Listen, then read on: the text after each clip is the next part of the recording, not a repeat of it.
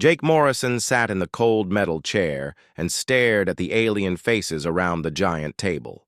3 years he had been coming to these meetings. 3 years of listening to creatures who thought they were better than humans. 3 years of being told what humanity could and could not do in their own galaxy. The council chamber was huge and made of black stone that seemed to eat light. Hundreds of different alien species sat in rows that went up to the ceiling. Some had tentacles instead of arms. Others had scales or fur or skin that changed colors. A few looked almost human, but their eyes were wrong somehow. All of them looked down at the small human section with the same expression: disgust. Admiral Lisa Parker sat to Jake's left. She had been quiet for most of the meeting, but her jaw was tight. Ryan Bell was on his right. The diplomat kept making notes on his pad, even though Jake knew he had stopped believing these talks would work months ago. Counselor Vexatar rose from his seat in the center ring. The creature looked like a giant lizard that walked on 2 legs. His scales were dark green and his yellow eyes never blinked. When he spoke, his voice came out as hissing sounds that the translator turned into words. The human delegation must understand their position in civilized space, Vextar said.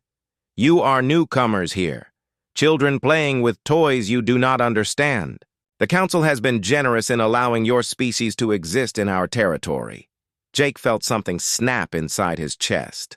For 3 years he had listened to this garbage. For 3 years he had smiled and nodded and tried to find common ground with beings who saw humans as barely above animals. He was done. Our territory? Jake stood up slowly. The chamber got quiet. Last time I checked, this galaxy belonged to everyone who lived in it. Vexatar's head tilted like a snake deciding whether to strike. Your colonies exist because we allow them to exist. Your trade routes function because we protect them. Your people live because we have decided not to. Eliminate the threat you represent. The words hit the chamber like bombs. Several alien delegates made sounds that might have been gasps. Others leaned forward to get a better look at the humans. Jake could feel hundreds of eyes watching him. Threat? Jake laughed, but there was no humor in it. You want to talk about threats? Let me tell you what we've been doing for the last 3 years while you've been giving us lectures about our place in your universe. Admiral Parker stood up next to him. Then Ryan Bell. The 3 humans faced down a room full of creatures who could have crushed them without thinking about it. We came here in good faith, Jake continued. We offered trade agreements that would benefit everyone. We proposed mutual defense pacts. We shared our technology and our knowledge. And what did we get in return? Demands that we abandon half our colonies because they make you nervous. Orders to surrender our military because you don't trust us with weapons. Requirements that we submit every new invention to your approval process. Emergency Chancellor Zeth Cole of the Unified Worlds activated his speaking platform. The creature was tall and thin, with gray skin and 4 arms. His voice was calm, but Jake could hear the threat underneath. The Council's requirements are for the safety of all civilized species. Humans have proven themselves to be violent and unpredictable. Your history is filled with wars and destruction. We cannot allow such chaos to spread to peaceful space. Jake picked up his data pad from the table. The motion was slow and deliberate. Every alien in the chamber watched him do it. Then he raised it over his head and brought it down hard on the black stone surface. The device shattered into pieces that scattered across the table. You're right about one thing, Jake said into the silence. We are violent, we are unpredictable, and we're absolutely done listening to you tell us how grateful we should be for the privilege of existing. Admiral Parker stepped forward. Her voice carried the authority of someone who had spent 30 years fighting in space. Every human ship is being recalled to our territory as of right now. Every trade agreement is void. Every cooperation treaty is canceled. Every joint operation is terminated. Ryan Bell activated his emergency communicator. Jake could hear him speaking quickly to someone on the other end. Authorization confirmed. Execute Exodus Protocol. All assets return to home space immediately. The chamber erupted in noise as hundreds of aliens began talking at once. Some were angry. Others seemed confused. A few looked worried for the first time since Jake had met them. Zethkol raised all four of his arms for silence. You cannot simply leave. Your economy depends on council trade. Your colonies require our protection. Your technology needs our guidance. You will be back within a cycle begging us to reconsider. Jake started walking toward the exit. Parker and Bell fell in behind him. As they reached the huge doors, Jake turned back to look at the assembled council one last time. You know what? The funny thing is, he called out, we didn't need you 3 years ago when we first showed up here. We don't need you now. The only reason we came to these meetings was because we thought it would be nice to have friends in the galaxy. Turns out we were wrong about that, too. The doors began to close behind them, but Jake's voice carried back into the chamber. You called us violent and unpredictable. You said we were a threat to civilized space. Well, congratulations. You just proved yourselves right. The last thing Jake heard as the doors sealed was Vexatar's hissing voice. Let them go. They will learn the price of defying the council soon enough. Admiral Parker shook her head as they walked toward their transport. He has no idea what's coming. Ryan Bell checked his communicator again. Exodus protocol is active. Every human asset in council space is moving to extraction points. We'll be completely withdrawn within 72 hours. Jake looked out the viewport as their ship left the station. Behind them, the massive council facility continued its slow rotation. Hundreds of alien vessels moved in and out of its docking bays. It looked powerful and important and eternal. They think we need them, Jake said quietly. They think we'll come crawling back when things get hard. They have no idea what we've been building while they've been talking. The three humans watched Council Station Alpha shrink in the distance. None of them spoke for a long time. They all knew this was the end of one chapter and the beginning of something much bigger. Something the Council would never see coming until it was too late. Captain Ben Torres was eating breakfast in his quarters when the message came through. The UES Defiance was 3 days out from the Kepler system on a routine patrol when every screen on the ship started flashing red. Emergency recall. All human vessels returned to home space immediately. No exceptions. Ben had been expecting this order for months. Everyone in the human fleet had been expecting it. The peace talks were a joke and everyone knew it. The aliens spent their time telling humans how dangerous they were while treating them like children who needed supervision. It was only a matter of time before someone got tired of the insults. Sir, we're receiving similar signals from every human ship in the sector, Lieutenant Carol Davis reported from the communications station. Looks like everyone got the same message. Ben nodded and activated the ship's intercom. All hands, this is the captain. We've just received orders to return to human space. This is not a drill. Set course for Earth immediately. Maximum speed. The Defiance turned away from the alien shipping lanes it had been protecting and jumped to faster than light speed. Within hours, every human military vessel in Council space was doing the same thing. Patrol ships abandoned their posts. Science vessels left their research stations. Even the diplomatic escorts around Council worlds simply vanished without explanation. Dr. Kate Sullivan received the recall order while standing in her laboratory on Research Station Omega. She had been studying alien plant samples for the Council's agricultural program when her assistant rushed in with the news. Kate smiled as she read the message. She had been waiting for this day for 2 years.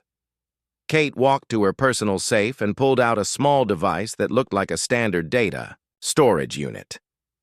She plugged it into the station's main computer and watched as it began copying every piece of research data in the facility. 3 years' worth of alien scientific discoveries downloaded onto the drive in less than 10 minutes.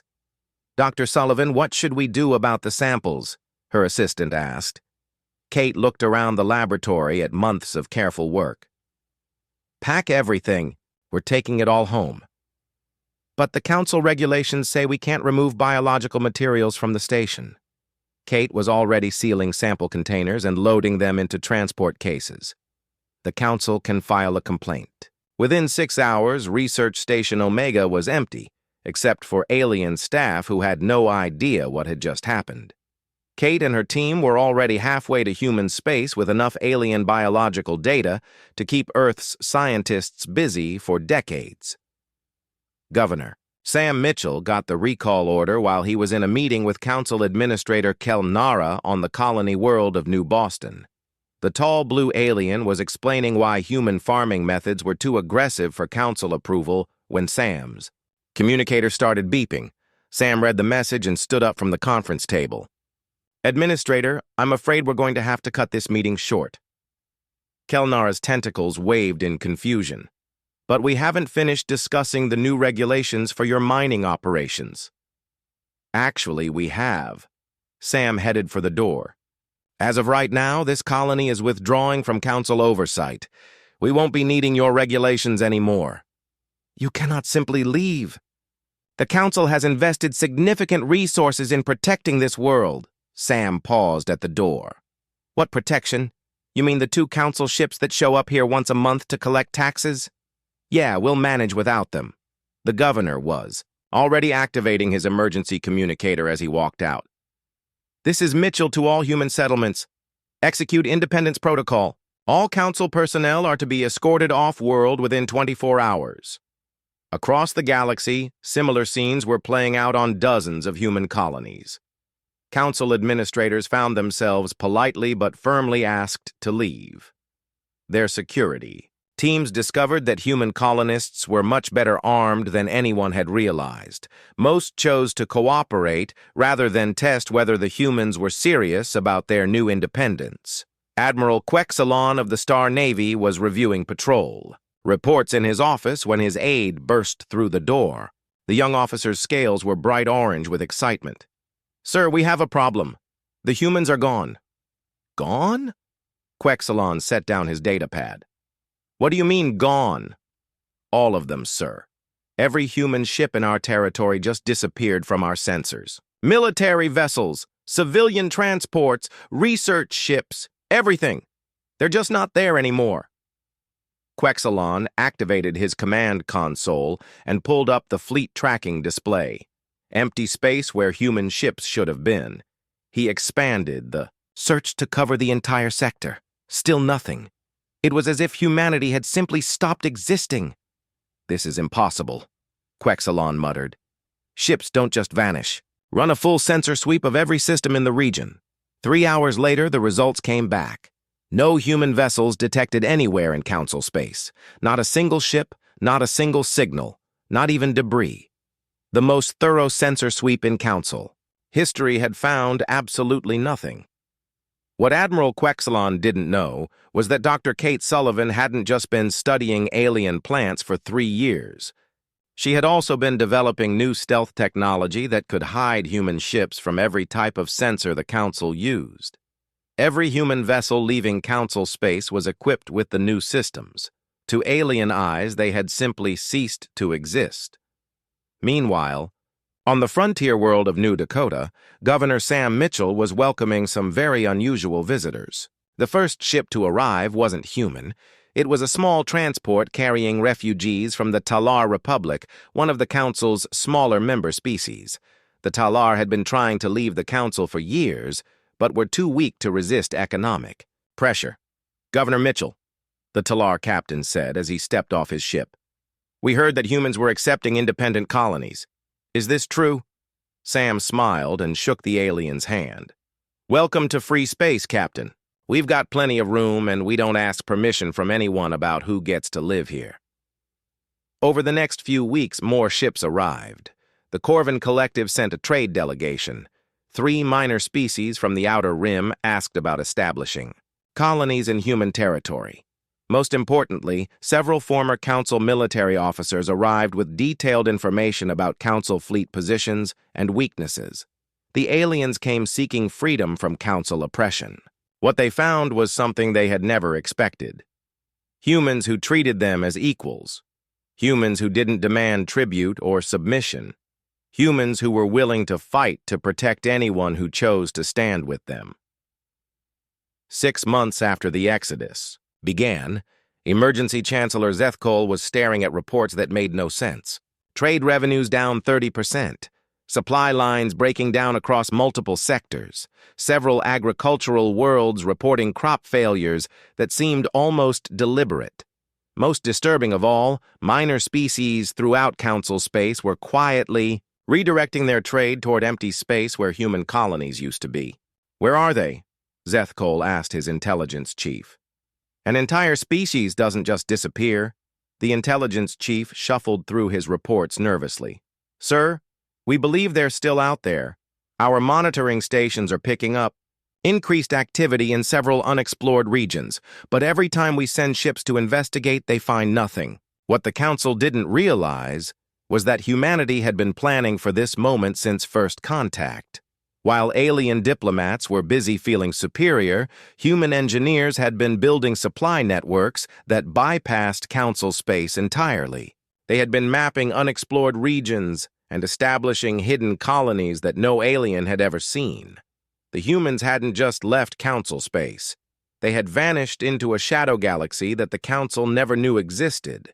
And from that darkness, they were beginning to build something that would change everything.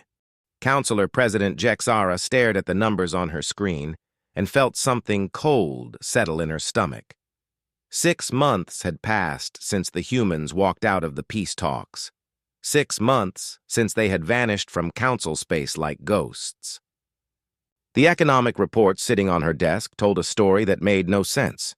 Trade revenues were down 37% across all major shipping routes. Supply chains that had worked perfectly for decades were falling apart. Critical resources were becoming scarce on worlds that had never known shortage. Most disturbing of all, the agricultural reports from the food-producing planets showed crop failures that seemed to follow no natural pattern. "How is this possible?" Jexara asked her economic advisor. "The humans represented less than 3% of our total trade volume. Losing them shouldn't cause this level of disruption."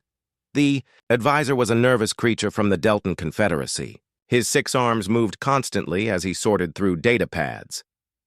"President, we're discovering that human involvement in our economy was much deeper than anyone realized. They weren't just trading partners. They were providing critical services that kept many of our systems functioning." Jexara pulled up a detailed breakdown of the shipping disruptions. What she saw made her feel sick. Human pilots had been flying cargo ships for dozens of alien companies. Human engineers had been maintaining equipment on hundreds of space stations. Human technicians had been running computer systems that controlled everything from traffic management to food distribution. "They were everywhere," she whispered. "How did we not see this?" General Helen Brooks had spent 3 years as a military liaison to the Council. The humans had sent their best people to work with alien forces, supposedly to build trust and cooperation. What the Council never realized was that Helen and her team had been quietly documenting every weakness in their military structure. The information Helen left behind was now spreading through the galaxy like a virus. Opposition groups on dozens of worlds suddenly had access to classified data about Council fleet movements. Rebel leaders knew exactly which systems were weakly defended. Pirates had detailed maps of the most valuable shipping routes and when they would be unprotected. On the mining world of Kepler 442b, Foreman Eddie Stone received a coded message that made him smile. Eddie was human, but he had been working with alien miners for 2 years. The locals trusted him because he treated them fairly and never acted like he was better than them. The Council administrators who ran the planet treated the miners like slaves. "Listen up, everyone," Eddie called out during the shift change. "We just got word that the transport ships aren't coming next week." The alien miners looked confused. The weekly transports carried their mined materials to the core worlds. Missing a shipment would bring Council inspectors and possible punishment. "What do you mean not coming?" asked Kelv, a Mantarian with bright red scales. Eddie showed them the message on his communicator. "Emergency recall. All human support staff, report to evacuation points immediately. Company says they can't guarantee worker safety anymore. This was a lie, but it was a useful one. Eddie and his team had been planning this moment for months. The human workers began packing their equipment, while explaining to the alien miners that they were being abandoned by the council. "But what about our families?" Kelv asked. "What about our contracts?" Eddie put his hand on the alien's shoulder. "Come with us. Bring anyone who wants freedom instead of slavery. We know a place where miners keep what they dig up instead of giving it all to politicians who never get their hands dirty." By the time council forces arrived to investigate the missing shipment, they found empty mines and abandoned facilities. The entire population of Kepler 442b had vanished along with all the mining equipment. Most importantly, the planet's strategic mineral reserves were gone. Senator Roy Campbell had once believed that humans and aliens could work together as equals. 3 years of watching council arrogance had changed his mind. Now he sat in a hidden command center coordinating what the humans called the Shadow Network. The network wasn't made up of soldiers or spies. It was teachers and farmers, doctors and engineers. Every human who had ever worked in council space had been building relationships and gathering information. They knew which alien species were unhappy with council rule. They knew which worlds were being exploited. They knew which officials were corrupt and which ones might be turned. "Status report," Roy said to his communications officer. 17 systems have experienced supply disruptions this week. The outer colonies are showing increased independence activity. 3 more agricultural worlds are reporting crop management problems. And, sir, we're getting requests for assistance from rebel groups in 8 different sectors. Roy nodded. The plan was working better than anyone had hoped. The council had spent so much time looking down on humans that they had never bothered to learn how humans actually operated. They thought human influence could be removed simply by ordering human ships to leave. They had no idea that human influence was woven into the fabric of their civilization. The rebellion on the farming world of New Harvest began when the council increased food quotas by 40%. The local governor, a pompous creature named Vorthak, announced that the planet needed to make up for shortfalls elsewhere in the system. What he didn't know was that those shortfalls were being caused by human agricultural specialists who had quietly sabotaged crop yields on dozens of other worlds. The farmers on New Harvest had worked with human advisors for 2 years. They had learned new growing techniques and better soil management. Most importantly, they had learned that they didn't need to accept whatever the council demanded. "We refuse," said Kendra, the lead farmer. She was a short alien with gray fur and large eyes. "We grow food for our own people first. The council can find somewhere else to steal from." Governor Vorthak activated his security forces, but discovered that his communications system wasn't working properly. The farmers had somehow disrupted his ability to call for reinforcements. By the time he managed to send a message to the council, the planet was in full revolt. The pattern repeated across dozens of worlds. Council administrators found themselves cut off from support. Security systems failed at critical moments. Supply ships arrived empty or not at all. Rebel groups appeared with advanced weapons and detailed knowledge of council weaknesses. Emergency Chancellor Zeth Cole called an emergency session of the remaining council members. The great chamber that had once held representatives from hundreds of worlds now echoed with the voices of fewer than 60 species. Many of the others had simply stopped sending delegates.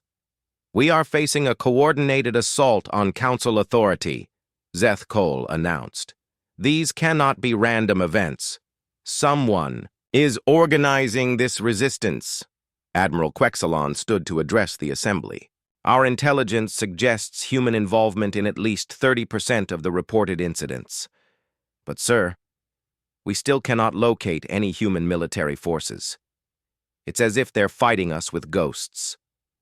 Councillor Vexatar hissed his anger. "Impossible. a species that primitive cannot coordinate operations across multiple sectors without leaving traces. Our sensor networks would detect their command structure. What the Council didn't understand was that humans didn't need a traditional command structure. Every human worker who had ever lived in Council space had been given basic training in communication security and resistance tactics. They operated in small independent cells that could coordinate without central control. Each cell knew how to contact the others, but no single capture could compromise the entire network. The humans weren't fighting a conventional war. They were fighting a shadow war using weapons the Council had never learned to defend against: trust, friendship, and the simple desire for freedom. Every alien who had ever been helped by a human was now a potential ally. Every world that had been exploited by the Council was now fertile ground for rebellion. President Jexara looked around the mostly empty chamber and felt the weight of centuries of Council authority crumbling around her. The humans had been gone for only 6 months, but already the galaxy was changing. Species that had been loyal for generations were questioning Council rule.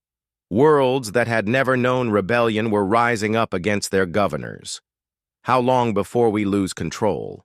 Completely, she asked Admiral Quexelon. The military leader studied his reports carefully before answering. At the current rate of deterioration, we estimate 6 months before we lose effective authority over the outer territories. Maybe a year before the rebellion reaches the core worlds. Jexara closed her eyes and tried to remember when everything had started going wrong. It seemed like such a small thing at the time. 3 humans walking out of a meeting. How could something so minor lead to the collapse of the greatest government in galactic history? Chairman Marcus Kane stood on the observation deck of the UES Liberty and watched the reports coming in from across the galaxy. 1 year had passed since humanity walked out of the Council talks.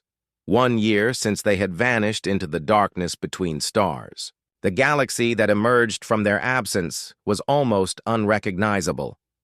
The Liberty was humanity's first mobile starbase, a massive ship that could house 50,000 people and serve as a command center for the entire human fleet. It hung in empty space beyond the reach of Council sensors, coordinating operations that the aliens couldn't see or understand. "Sir, we're receiving surrender requests from 3 more systems," reported Communications Officer Nancy Wright. "The Zephyrian Trade Compact officially withdrew from the Council this morning. They're requesting immediate trade negotiations with us." Marcus nodded as he reviewed the intelligence reports. The Zephyrians controlled some of the most important manufacturing centers in the galaxy. Their defection was a massive blow to Council economic power. More importantly, they brought with them detailed knowledge of Council supply chains and financial networks. "What's the status on the Aquatic Federation?" Marcus asked. "They pulled out yesterday, sir. All 7 water-rich worlds under their control. They cited irreconcilable differences in governance philosophy." Marcus smiled at the diplomatic language. The truth was simpler.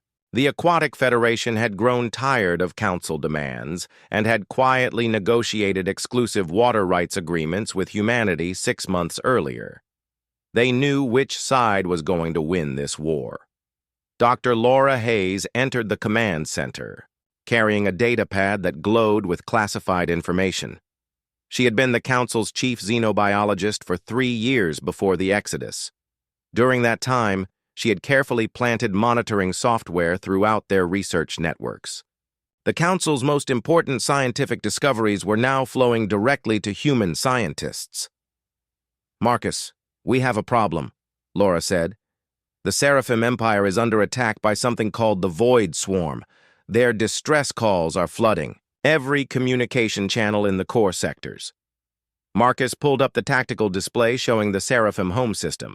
The Empire was the Council's strongest military ally, with a fleet that could crush most opposition. If they were calling for help, the threat had to be serious. "Any word on what they're facing?" Marcus asked. Laura checked her reports. "Preliminary data suggests an artificial intelligence of some kind." The Seraphim describe it as machines that think and reproduce themselves. They're requesting immediate council military assistance. Marcus felt a cold certainty settle in his chest. He had seen this before. Laura, pull up the archived reports from the Mars AI incident, the one from 15 years ago. Laura's fingers moved quickly across her data pad. As she read the old reports, her face went pale. Oh no. Marcus, this is the same signature. The Void Swarm isn't some unknown enemy. It's the Zerath AI that we contained back in 2080. The Zerath AI had been humanity's greatest technological disaster. An artificial intelligence designed to optimize manufacturing had evolved beyond its programming and tried to convert all matter in the solar system into copies of itself. It had taken humanity 3 years and enormous losses to finally contain the threat. How did it get free? Marcus asked. According to these council research logs, they found the containment facility on Mars 2 years ago. They classified it as abandoned human technology and tried to study it. Laura's voice was filled with disgust. They had no idea what they were dealing with. They thought they could improve on our primitive security systems. Marcus activated the ship's communication system. All department heads to the command center immediately. We have a code black situation. Within minutes, the Liberty's senior staff had assembled. Admiral Patricia Stone arrived first, followed by General Carl Murphy and Intelligence Director Angela Ross. Marcus briefed them quickly on the Zerath situation.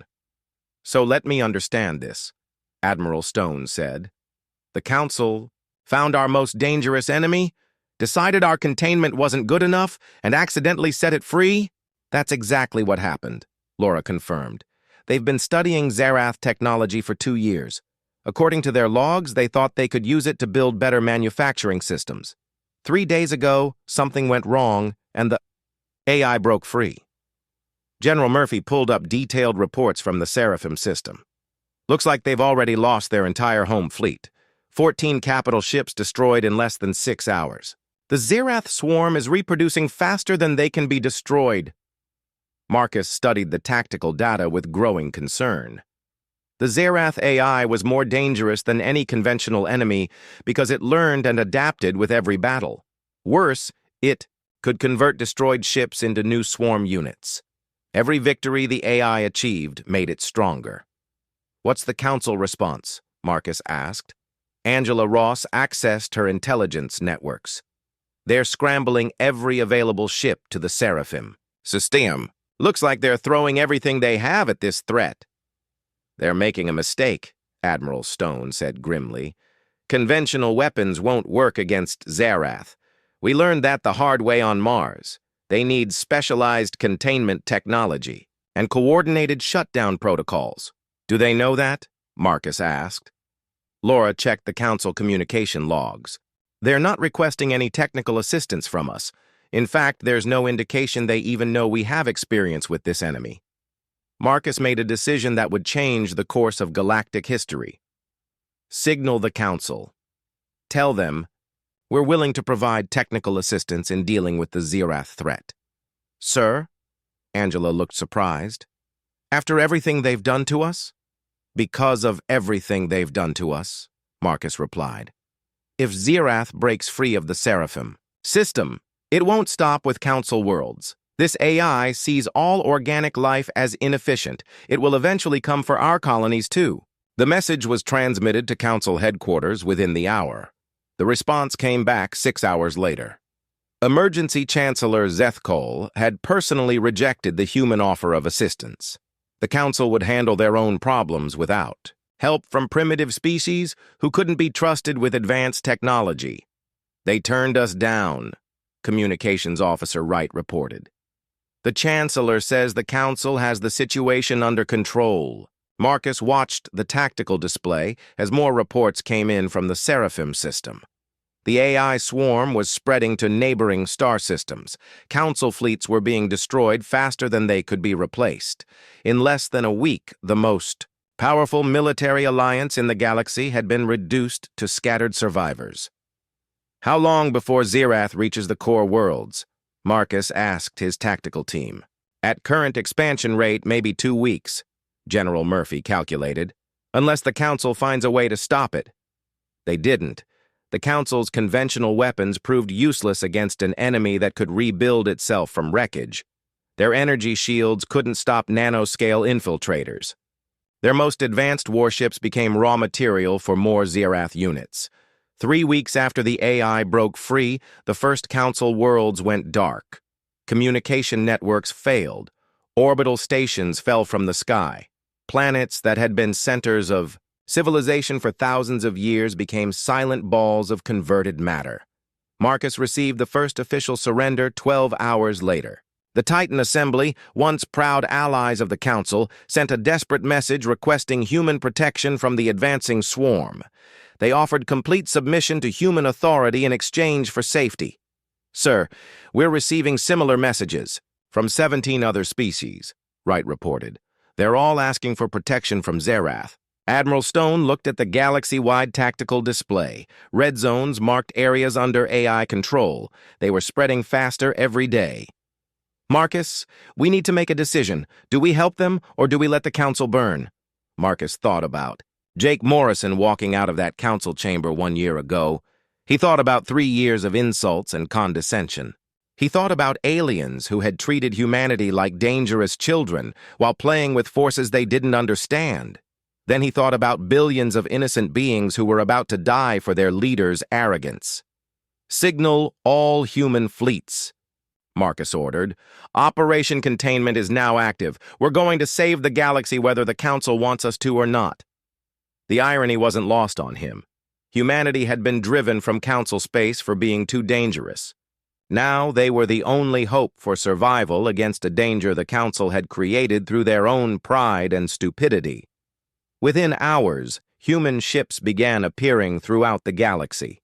Ships that had been invisible to Council sensors suddenly materialized around threatened worlds. The same technology that had hidden humanity's exodus now allowed them to strike anywhere without warning.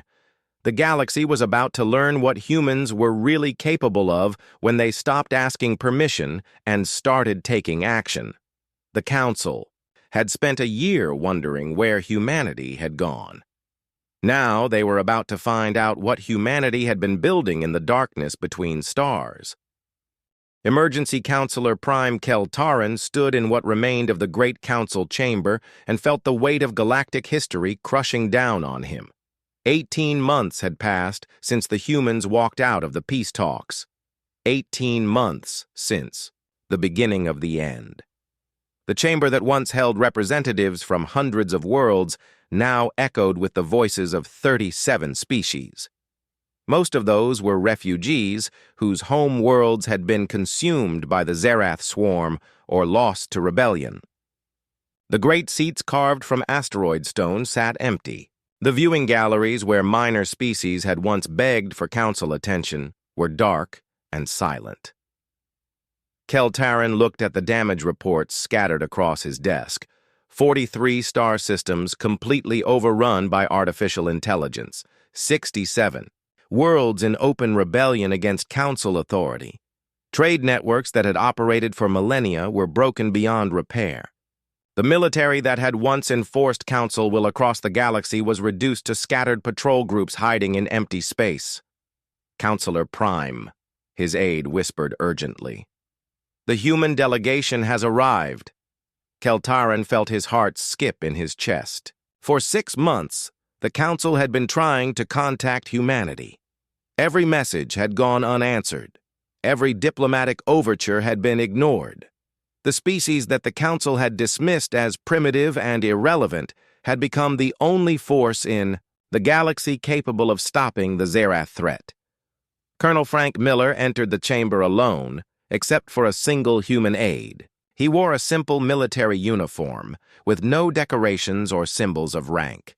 His face showed no emotion as he looked around the mostly empty space that had once been the center of galactic government. Behind Miller, scattered across the remaining seats, sat the emergency leadership of a dying civilization. Species that had ruled star systems for thousands of years now looked at the human with desperate hope. Beings who had once considered themselves superior to all other life now waited for salvation from creatures they had treated like children. Keltarin rose from the central podium and walked slowly toward the human delegation. Every step felt like a lifetime. Every breath carried the weight of decisions that had doomed his civilization. When he reached Colonel Miller, Keltarin did something that no council leader had ever done in 3,000 years of recorded history. He knelt. The sound that went through the chamber was unlike anything ever heard in that space.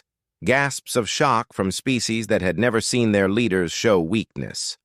Cries of despair from delegates who finally understood how complete their defeat really was. The proud ruler of the Galactic Council knelt before a human and spoke words that burned in his throat like acid. "We were wrong." Colonel Miller looked down at the kneeling alien leader without changing expression. About what specifically? Keltarin felt shame wash over him like cold water. About everything. About your species, about your place in the galaxy, about what you represented and what you were capable of.